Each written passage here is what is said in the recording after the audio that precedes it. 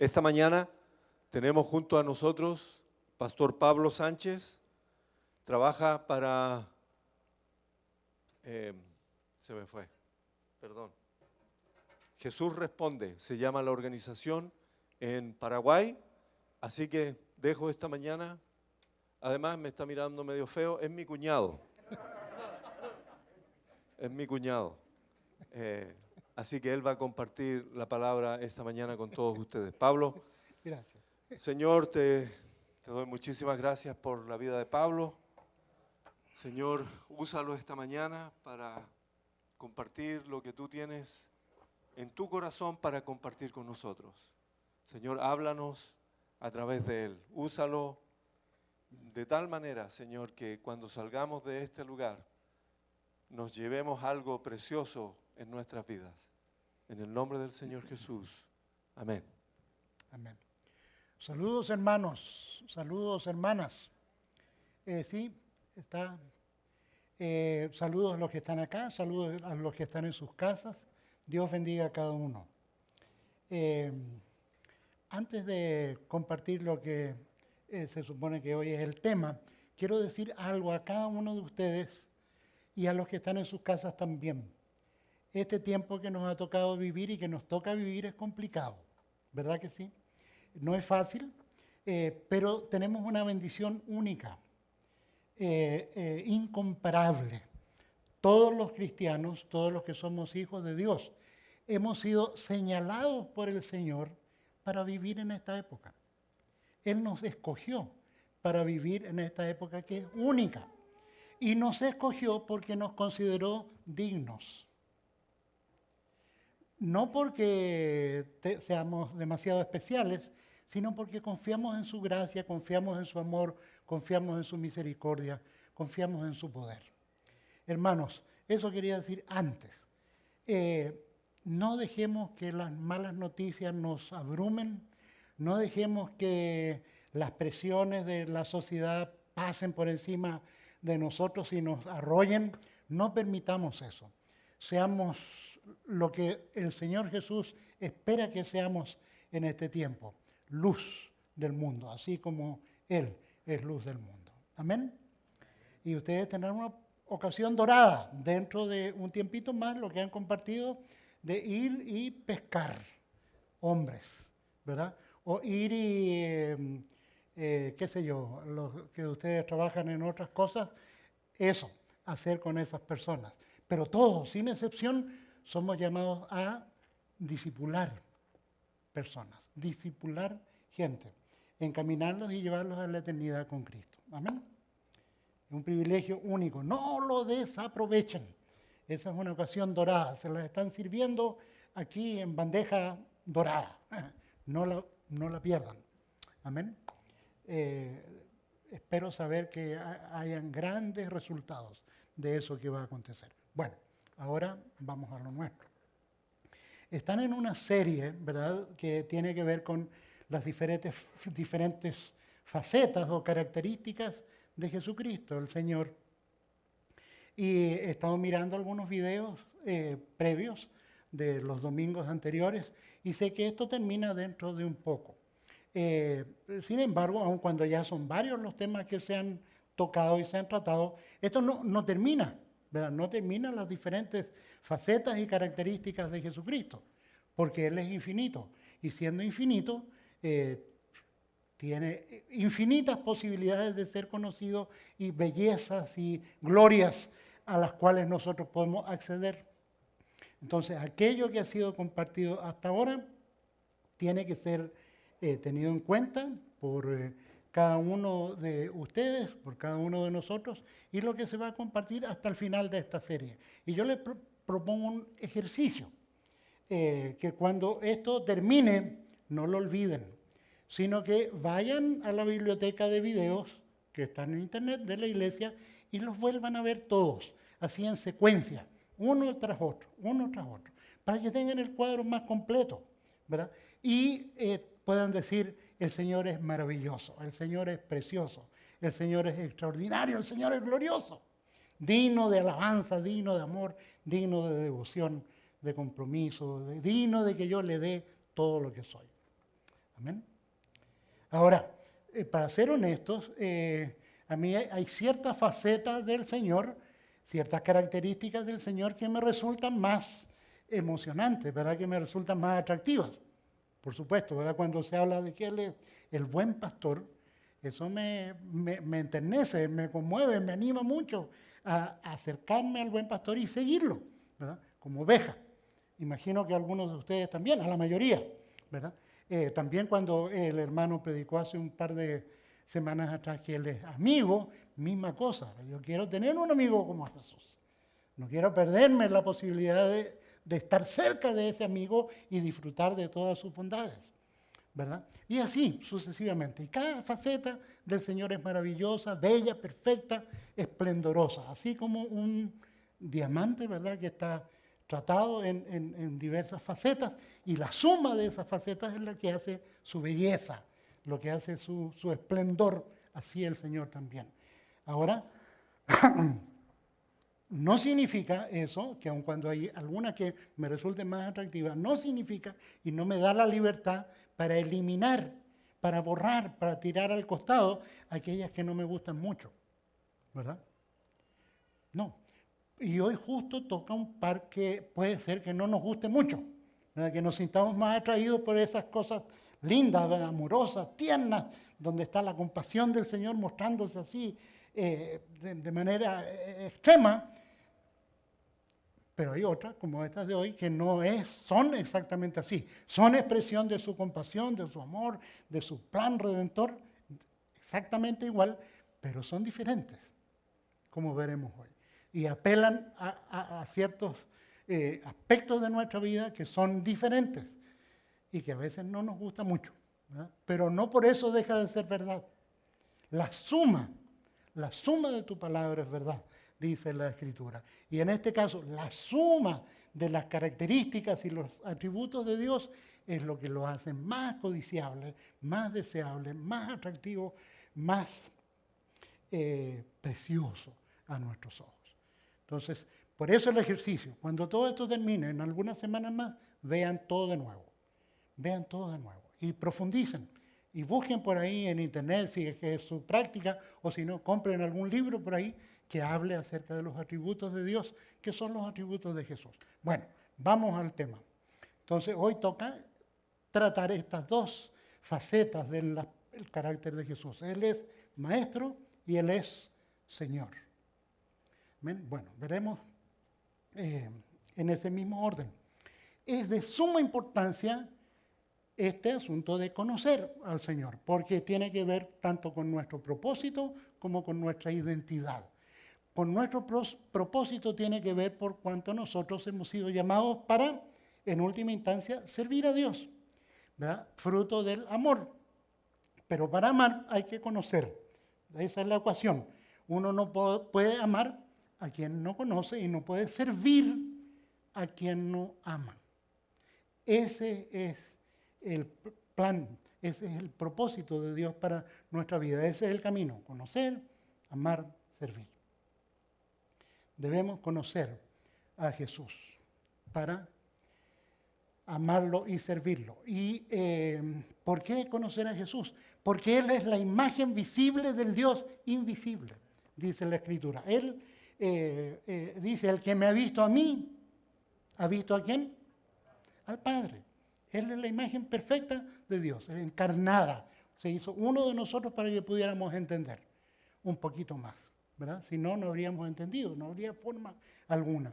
Entonces, esto es importante para Jesús. Hubo una ocasión en que Él estuvo haciendo diversas obras entre la gente de aquel entonces y al final de diálogos con diferentes grupos, individuos y todo, al final se junta con sus discípulos, con el grupo más íntimo y les pregunta, ¿quién dicen las personas que yo soy?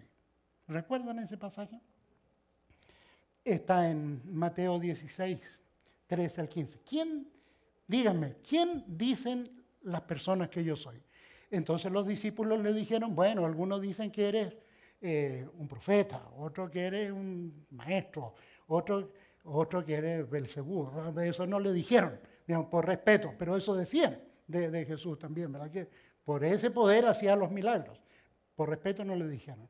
Pero eso no era lo que más le interesaba a Jesús. Al final les pregunta, ¿y quién dicen ustedes que yo soy? ¿Quién dicen ustedes que yo soy? Bueno, y ahí Pedro, como siempre, tomó la iniciativa y entonces respondió, tú eres, ¿verdad?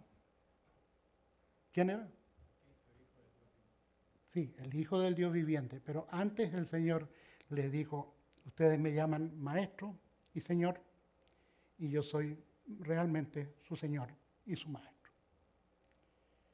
Entonces, Él se definió como Señor y como maestro. Amén. Y se definió de muchas otras formas, pero ahora vamos a tratar solamente eso. Vamos, que queda poquito tiempo. Maestro, primero lo demás. Esto no es académico lo que vamos a compartir. Después, si quieren, yo puedo preparar unas notitas. Le dije al pastor Pepe que podía preparar impresas para que los que ustedes quieran lleven los siguientes domingos. Pero ahora vamos a ir rápido al grano nomás, porque no hay demasiado tiempo para entrar en cosas que dan para escribir libros, escribir artículos, hacer conferencias, seminarios, talleres, y tenemos pocos minutos. Bueno, entonces, ¿qué es un maestro? Digamos, una especie de profesor, pero elevado a un nivel superior. Es alguien, dicen, que es una persona que enseña o forma a otros, digamos, es alguien de quien se reciben enseñanzas que son muy valiosas, no solo valiosas, muy valiosas, pero también es alguien que tiene conocimientos, que tiene capacidad para impartirlos, que tiene un comportamiento ejemplar, que tiene un modo de vida así recto, íntegro, ético, perfecto, en lo humano y en lo profesional. Es alguien que despierta respeto, que despierta admiración, que genera en sus estudiantes, por así decirlo, deseos de ser emulado, deseos de ser como él, deseos de aprender de él, pero no solo de aprender, sino de llegar a ser como él. Es como dicen los jóvenes, no sé si acá, no creo que digan, pero por allá por el sur dicen algo así. Ya son grandes, ¿verdad? Pero dicen, les gusta, por ejemplo, algún hermano o alguna hermana que tiene algo especial, que hace algo especial y que lo hace muy bien, le dice, cuando sea grande, quiero ser como tú. ¿Verdad? Eso, más o menos. Pero son grandes ya. ¿Verdad? Cuando sea grande, quiero ser como tú. Ese es un maestro que despierta ese tipo de deseo, ¿verdad? Ese tipo de impulso, de no solamente escuchar y aprender, sino ser como él. ¿Conocieron a gente así? ¿Han conocido gente así? Claro, sin duda. Hay pastores que son así, ¿verdad? Hay maestros que son así. Hay líderes espirituales que son así. Incluso hay gente que ni siquiera es cristiana, pero que tiene algo que despierta el deseo de los demás de ser así. Son maestros, de alguna forma. Pero no estamos hablando de ese tipo de maestros, sino de alguien que es superior. Ahora, definamos este tipo de faceta de Jesús por lo que no es de él. Él no es un filósofo, no es un filósofo. No es un escritor de bestsellers o de éxitos de librería, aunque la Biblia es el libro más vendido, pero para el caso no es lo importante. Él tampoco es un sabio, aunque sí, exuda sabiduría, es toda sabiduría, es todo verdad. No es un influencer, como está de moda ahora. No es un influencer, ¿verdad? No es un gurú, el gurú de internet, o el gurú de, qué sé yo, de la dieta keto. Bueno, no es un mentor, no es un mentor. Ni siquiera es el mejor de los maestros. No, él es el maestro. El maestro. Punto, aparte y final, y se cierra. Hasta ahí llega. El maestro. Y veamos un poquito algunas de sus características como maestro. Vamos rápido, como digo, demasiado rápido. Le tienen en modo, ¿cómo se llama así? acelerado al reloj parece. No sé, se va demasiado rápido, pero bueno. En Mateo 23 hay un pasaje muy interesante en que habla Jesús a la gente y a sus discípulos cuando Él se refiere a la actitud con que los escribas y fariseos enseñaban, ¿verdad? Y le dice, en la cátedra de Moisés se sientan los escribas y los fariseos, así que todo lo que os digan que guardéis, guardadlo y hacedlo, pero no hagáis conforme a sus obras, porque dicen, pero no hacen. Bueno, después dicen, atan cargas pesadas y difíciles de llevar, etcétera, etcétera, pero hacen todas esas cosas para ser vistos por los hombres. Aman los primeros lugares en las cenas, las primeras sillas en las sinagogas, las salutaciones en las plazas, y que los hombres le llamen rabí, rabí, maestro, maestro. Bueno, hagan lo que ellos les dicen, pero no vivan como ellos. No sigan sus obras. Porque en el versículo 8 dice, porque uno es vuestro maestro. Uno es vuestro maestro, el Cristo. Él es el único maestro. Él se definió así. Y eso lo dice en el versículo 10 de nuevo, lo reitera exactamente así. Uno es vuestro maestro, yo. Punto. Aparte y final de vuelta. Entonces, ahí vemos algunas de las características de Jesús. Él era consistente en lo que decía y hacía. Y esa es la principal en términos de la enseñanza y la predicación y el discipulado. Es tal vez el mayor de los desafíos. Que haya absoluta concordancia entre lo que nosotros enseñamos, decimos y hacemos. Que sea exactamente igual. Ese es un gran desafío para nosotros los cristianos, porque todos los cristianos, todos los discípulos, como veremos, somos llamados a enseñar. Todos somos llamados a predicar y a enseñar, de alguna manera. No con el ministerio de la enseñanza, todos, pero todos sí, hasta cierto punto. Entonces,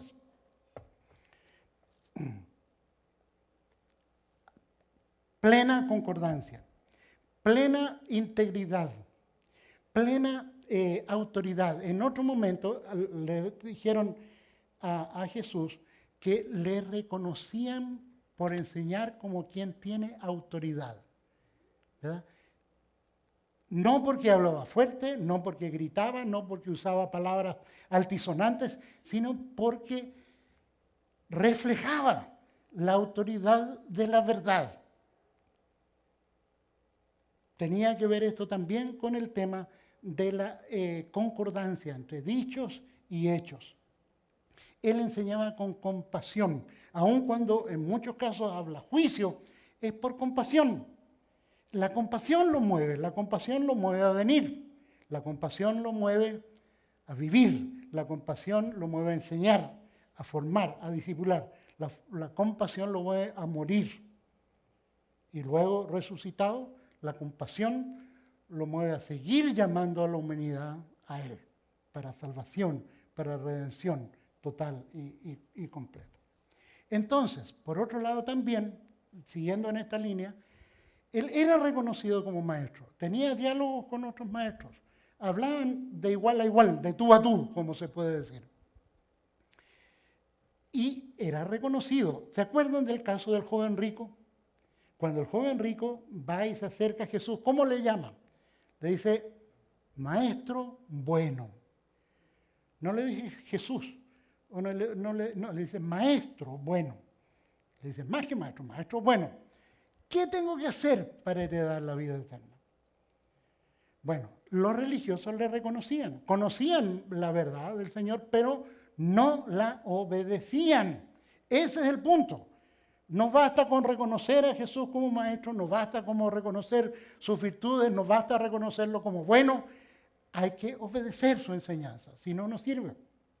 Entonces, nosotros somos llamados a enseñar de esa manera. Somos llamados a discipular en la manera en que Jesús enseñó, en la manera en que Jesús desafió, discípulo, encaminó, guió. Somos llamados a ser discípulos, no solamente a invitar gente que venga al edificio, sino que enseñar a esa gente como discípulos, desde pequeños hasta ancianos. Esa es nuestra tarea. Somos llamados a ser y a ser discípulos. Ser y a ser discípulos. Siguiendo el ejemplo de nuestro maestro. ¿Y discípulo quién es? Discípulo es uno que aprende dejándose enseñar y formar por su maestro, dejándose corregir por su maestro. Es uno que obedece las enseñanzas y las guías de su maestro por amor. Uno que es imitador de la vida de su maestro. Uno que muestra su devoción hacia él a través de la obediencia. ¿Recuerdan? Jesús dijo, si me amáis, guardad mis mandamientos. Si me aman, guarden mis mandamientos. Esa es la prueba del amor, la obediencia, no la emoción, no la música, no la poesía, más que eso, mucho más que eso. Eso está bien, es parte, pero la prueba máxima es obediencia. Y nosotros, si somos discípulos, debemos ser obedientes, fruto del amor. Discípulo es uno que está vitalmente comprometido con el maestro y que quiere ser como él. Que hace todo lo que tiene que hacer para ser como él, deja todo lo que tiene que dejar para ser como él, como ya veremos rápidamente. Ahora, esa es una de las facetas, maestro. La otra, ¿cuál es en este caso? Señor. Y ambas están íntimamente ligadas. Como decíamos en Juan 13 y 15, al 15 dice eso. Yo soy maestro y señor. Bien dicen ustedes, yo soy maestro y señor. Soy eso. Pero es aún más claro, eso dijo él, pero es aún más claro lo que empiezan a decir sus discípulos, los apóstoles, una vez que él fue a los cielos resucitado en gloria. El primer discurso de Pedro, la primera predicación masiva, una vez que ha descendido el Espíritu Santo sobre la iglesia, cuando hay miles de personas ahí escuchando, en Hechos 3.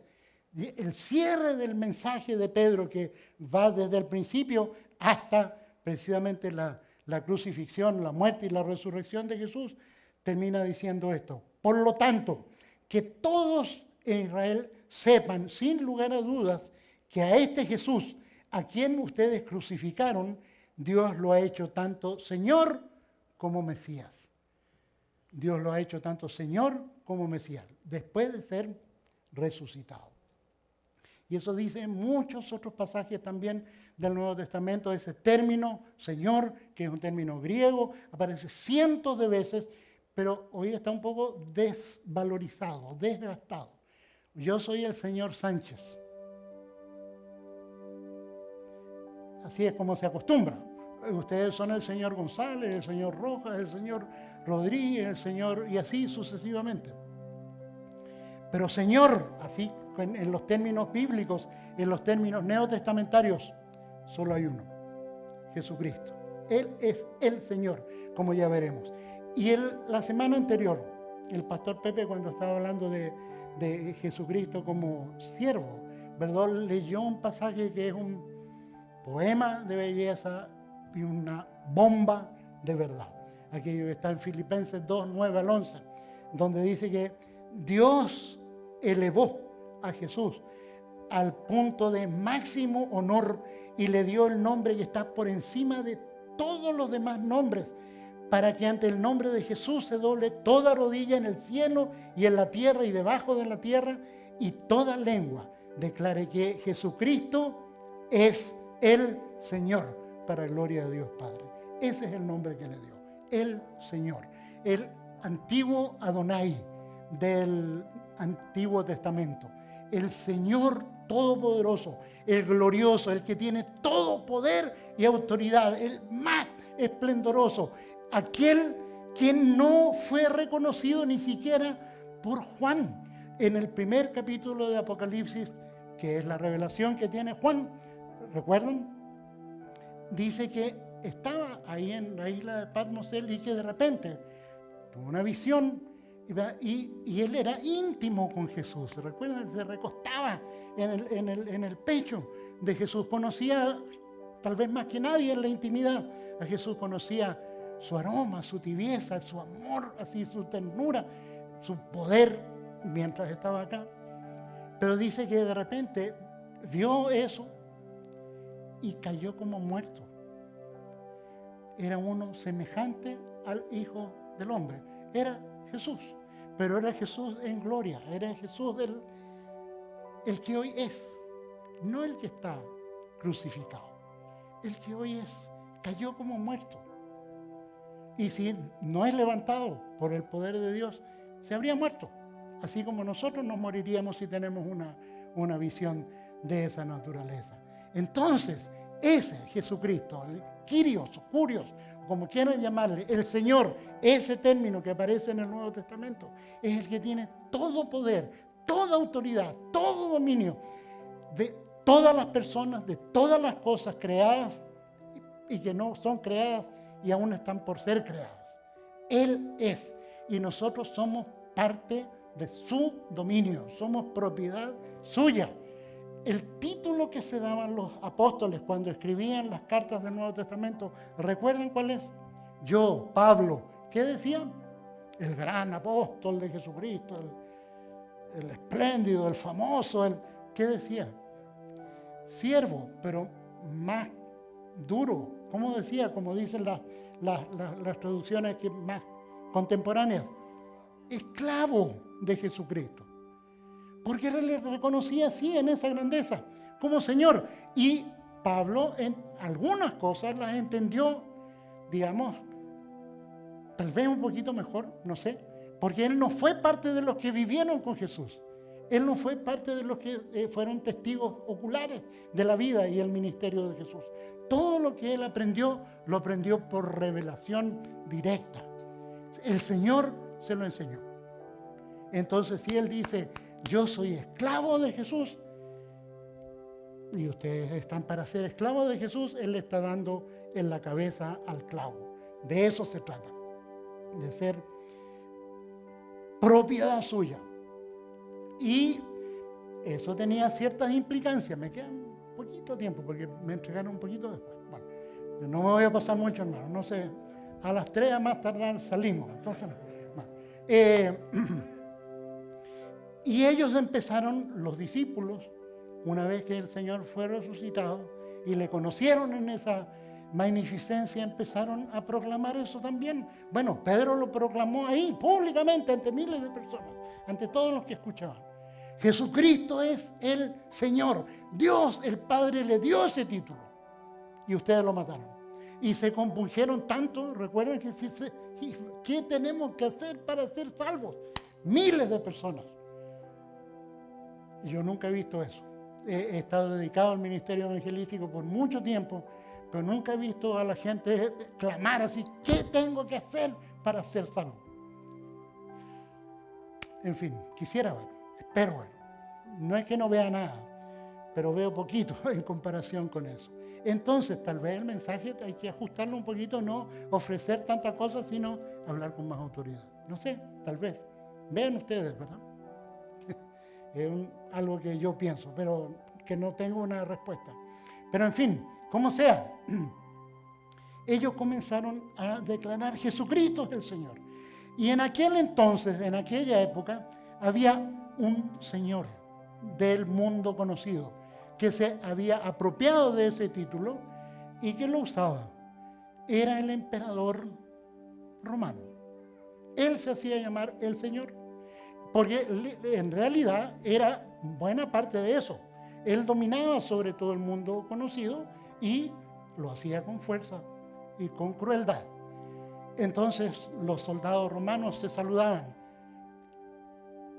César es el Señor. Y salía un discípulo hebreo, ¿verdad? O de otra nacionalidad en aquel nos decía, no, no es César. Jesucristo es el Señor. Amén. Bueno, ustedes saben lo que le pasó a esa generación de cristianos, ¿verdad? La mayoría no vivió para contarlo. la mayoría fueron mártires. No todos, pero casi todos, ¿verdad? Fueron fieles a ese llamado. Entendieron bien. Entonces, está relacionado el tema de tener a Jesús como maestro y tener a Jesús como Señor. Está íntimamente vinculado, íntimamente vinculado. ¿Por qué? Porque para aprovechar en realidad la potencia del ministerio de maestro de Jesús, uno tiene que ser su discípulo. No basta con escuchar. Para ser discípulo hay que obedecer. Para ser discípulo hay que vivir. Para ser discípulo hay que permitir que esa enseñanza y esa persona del maestro se encarne en uno. Hay que seguir los pasos del maestro. Para ser seguidor del Señor es lo mismo, se exige exactamente lo mismo. Se exige renunciar a todo, se exige, como el Señor mismo lo dijo, tomar la cruz cada día. Y la cruz no es tu vecino mala onda, no es tu suegra, no es tu, el cobrador de la empresa tal o cual que te persigue. No, la cruz es un instrumento de muerte. Uno tiene que estar dispuesto a morir cada día, morir a uno mismo, morir a sus anhelos, morir a su ego, de morir a esa cosa espantosa que está dentro de nosotros. O yo nomás soy así. Tal vez ustedes ya están en otro nivel, es posible. Digamos, pero yo tengo que morir a eso. Tengo que permitir ser crucificado en eso para que el Señor se manifieste en mí, para ser un digno discípulo y para seguir en sus pasos. Se necesita amor supremo. Jesús dijo, el que no ama a padre, madre o que sea menos que a mí, no puede ser mi discípulo. A mí tiene que amarme primero. En la versión más tradicional dice el que no aborrece, ¿verdad? Bueno, es una forma literaria. No significa que hay que aborrecer a la esposa. No, hay que amar a la esposa y cuidarla, tratarla bien, ¿verdad? Tomen nota, jóvenes. Eso que cuando lean ahí, el que no aborrece no significa literalmente eso. Tomen nota. En fin, entonces, el que no está dispuesto a eso, el que no deja todo, el que no abandona todo, no puede ser mi discípulo, no puede. No es que yo le tenga mala voluntad o que no me gusta esta persona, no me gusta esta raza, no me gusta este idioma, no me gustan los chicos, no me gustan los grandes, no me gustan los pelados. No puede. Es algo de imposibilidad absoluta. No se puede. Así como no se puede levantar esto porque se sale. Bueno, entonces, no se puede. No se puede. Dios espera de nosotros que seamos sus discípulos. No otra cosa. Dios espera de nosotros que caminemos por el camino de la pasión. Dios espera de nosotros que vayamos al monte de la crucifixión. Dios espera de nosotros que pongamos ahí todo lo que somos, que renunciemos a todo lo que somos, que muramos a todo lo que somos, todo lo que esperamos, todo lo que anhelamos, todo lo que tenemos. ¿Para darnos qué? Para darnos a su persona, para darnos a Él, para darnos la perla de gran precio. ¿Recuerdan esa parábola que Jesús le enseñó? Dice que había un comerciante en perlas o en piedras preciosas y que buscaba las mejores, las de mejor calidad. Y que de repente encontró la más preciosa, la más espectacular, la más, yo no soy experto en perlas, pero la mejor. Esa encontró. Y dice la parábola que vendió todo lo que tenía, todo. Y ha de haber tenido muchas cosas, ¿verdad? Vendió todo lo que tenía. ¿Para qué? Para comprar esa perla de gran precio. Jesús es nuestra perla de gran precio. Él es nuestro premio. Nuestro premio no son las cosas que acumulamos acá. Nuestro premio no son las bendiciones materiales, ni siquiera las bendiciones espirituales con que Él nos bendice cada día acá en esta tierra. Él es nuestro premio. Él es nuestra recompensa. Él por sobre todas las cosas. Para eso, para obtenerlo a Él, para recibirlo a Él, tenemos que estar dispuestos a despojarnos de todo lo nuestro. Y habrá bendición si lo hacemos. Porque Él es verdadero y fiel. Y si Él dice que esto es así, así es, aunque no lo entendamos completamente. Yo les animo, hermanos y hermanas, en esta mañana, y ya termino con las disculpas del caso, a que consideren estas palabras. Consideren estas palabras. Vayan por lo máximo, no por un poquito, no por una fracción, no por unas moneditas, cuando pueden tener 1 millón, cuando pueden tener todos los millones, cuando pueden tener toda la gloria por Jesús. No se conformen con un destello, cuando pueden tener todo. Animémonos juntos, porque esta es una cuestión familiar, esta es una cuestión de comunidad. Animémonos unos a otros para caminar ese camino. Y este tiempo previo al recuerdo de la muerte, de la pasión y luego la resurrección de Jesús, es un tiempo apropiado para eso. Yo les animo, hagan esto, júntense, llamen, oren unos por otros y que el Señor les conduzca por este camino del discipulado. ¿Para qué? Para que el día de mañana puedan ser discípulos también, porque ese es el mandato. Y si yo no soy discípulo, no puedo ser discípulo. Y con esto ya sí termino. ¿Recuerdan? La gran comisión, Mateo 28. El Señor resucitado, el Señor puesto en esa posición de gloria por el Padre Todopoderoso, tiene un diálogo con los discípulos, tiene una conversación, les da mandatos. Pero antes del mandato le dice, toda autoridad, toda potestad me ha sido dada en los cielos y en la tierra. Toda. No hay más. Yo lleno todo con mi nombre, con mi poder, con mi autoridad. No soy el que era antes de acá. Ahora soy la gloria misma del Todopoderoso. Y por eso, porque yo estoy en esa posición, les digo, vayan y prediquen el Evangelio a cada criatura. Vayan y hagan discípulos de todas las naciones y enséñenles todas las cosas que yo les he mandado. Y ese mandato tiene un eco potente hoy para todos nosotros. No era para los de aquellos tiempos nomás, hoy. Entonces, prepárense para lo que va a pasar. ¿Cuándo es la próxima semana? Ok, esta fecha especial que tienen para tener esa actividad con esa iglesia, prepárense para predicar, prepárense para comenzar a discipular, prepárense porque Dios los va a usar en esta maravillosa tarea de sumar personas a su reino, a su familia, de abrir camino, de llamar para que los pródigos vuelvan a la casa del Padre y se transformen en discípulos también y en discipuladores con el correr del tiempo. Padre, en el nombre de Jesús, muchas gracias por este tiempo, gracias por esta hermosa congregación, gracias por estos hermanos fieles, Señor, valientes, consagrados, que caminan contigo, que están dispuestos, Señor, a obedecer y cumplir tu voluntad y colaborar y contribuir.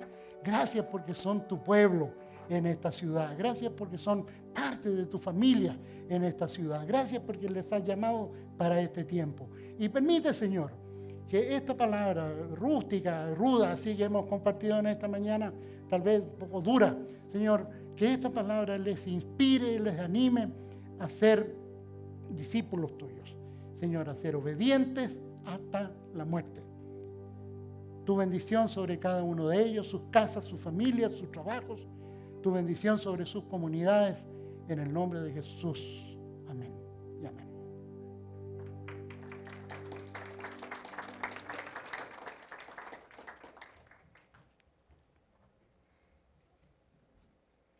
¿Me voy? ¿Vas a cantar? No.